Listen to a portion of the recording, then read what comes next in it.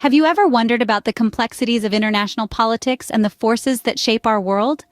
Today, we delve into the ongoing conflict between Israel and Hamas, a situation that has drawn global attention and sparked international debates. Recently, the Israeli army reported the arrival of the first plane carrying U.S. military aid. This move is seen as a clear sign of support from the United States towards Israel amidst this escalating conflict. Further reinforcing this stance, the U.S. Secretary of State Anthony Blinken is expected to visit Israel. This trip, as stated by Washington, is intended to send a message of solidarity and support to Israel.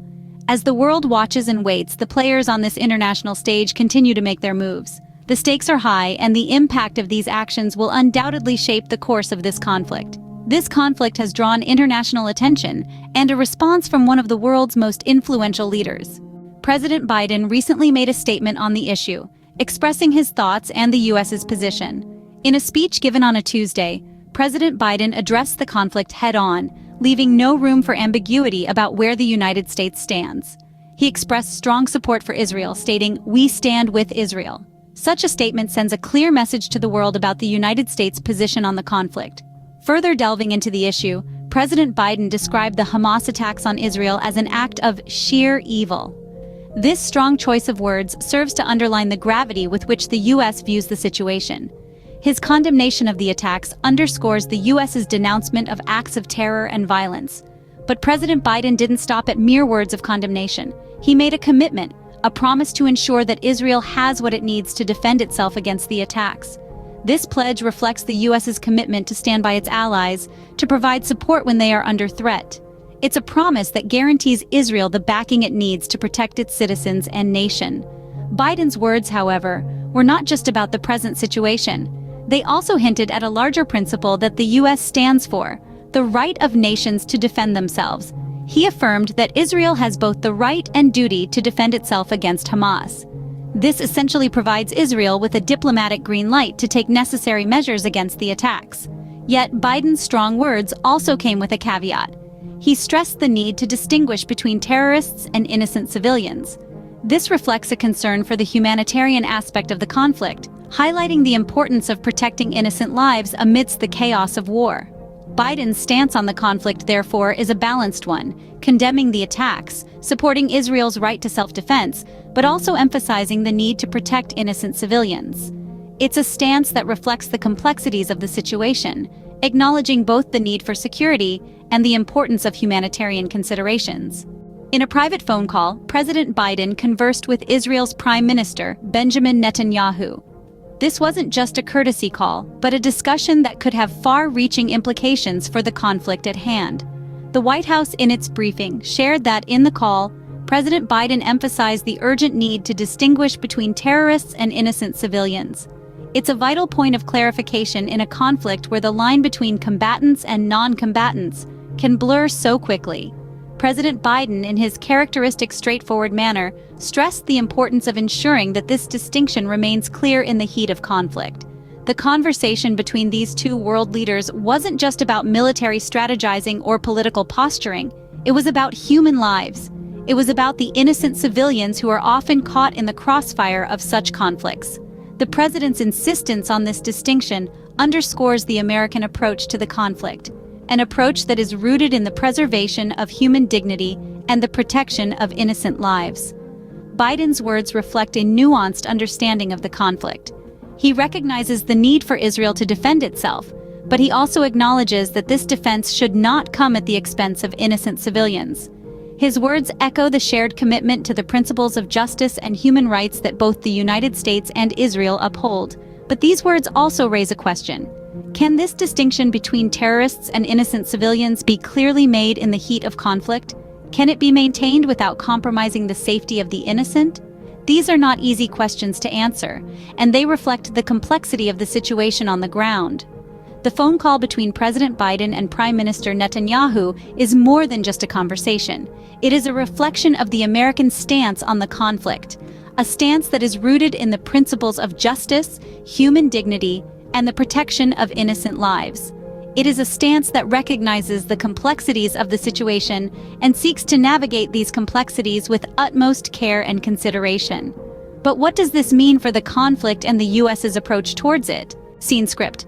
Let's delve deeper into the implications of Biden's statements and actions. The tone of President Biden's recent address was intensely emotional, reflecting the gravity of the situation. He used strong language, labeling the Hamas attacks as sheer evil, a term that leaves little room for interpretation. This language underscores the administration's stance and sends a clear message of solidarity with Israel. Biden's speech also affirmed Israel's right to self-defense, essentially providing a green light for Israel to respond as it deems necessary. This statement could be interpreted as a blank check, implying that the U.S. will stand by Israel, regardless of the extent of its response. However, there's another side to this coin. Behind closed doors, in a private conversation with Israeli Prime Minister Benjamin Netanyahu, Biden has reportedly urged restraint.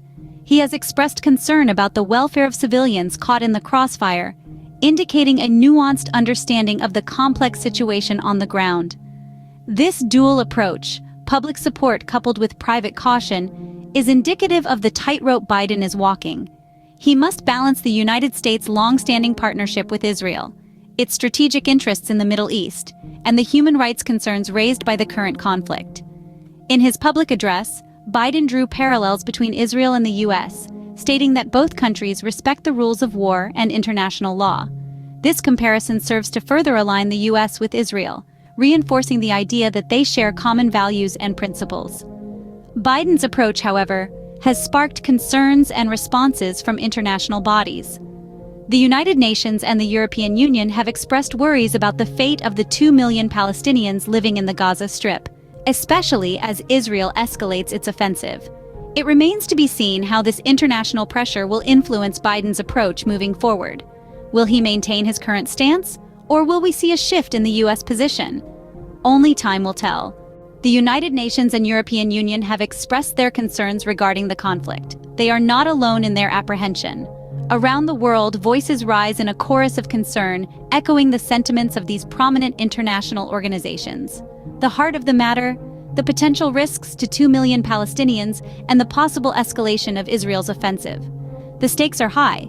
In a world that has seen its share of conflict, the prospect of increased violence is a chilling one. The United Nations, known for its commitment to peace and the protection of human rights, has expressed grave concern.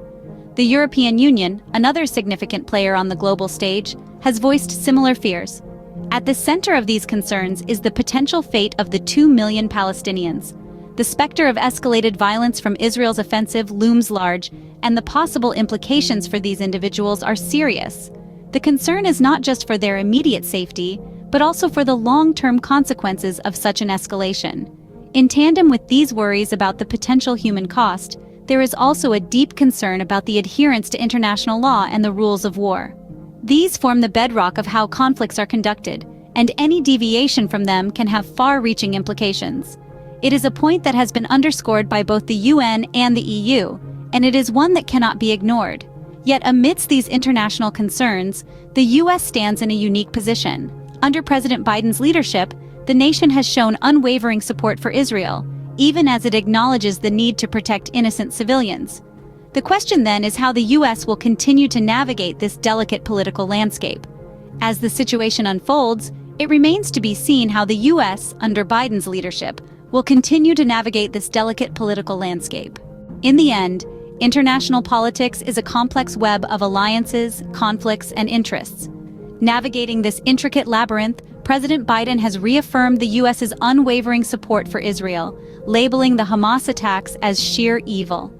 His conversation with Prime Minister Netanyahu underscored the need to protect innocent civilians amidst the turmoil.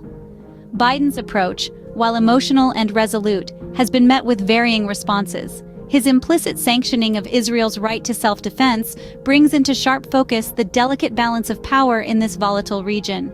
Yet, his private appeals for restraint hint at a nuanced understanding of the situation's complexity. The international community, too, has voiced concerns. The United Nations and the European Union have expressed apprehension about the potential impact on the lives of 2 million Palestinians, thus highlighting the precariousness of the situation. As the world watches, it's clear that the outcomes of this conflict will have far-reaching implications, not just for those directly involved, but also for the international community at large.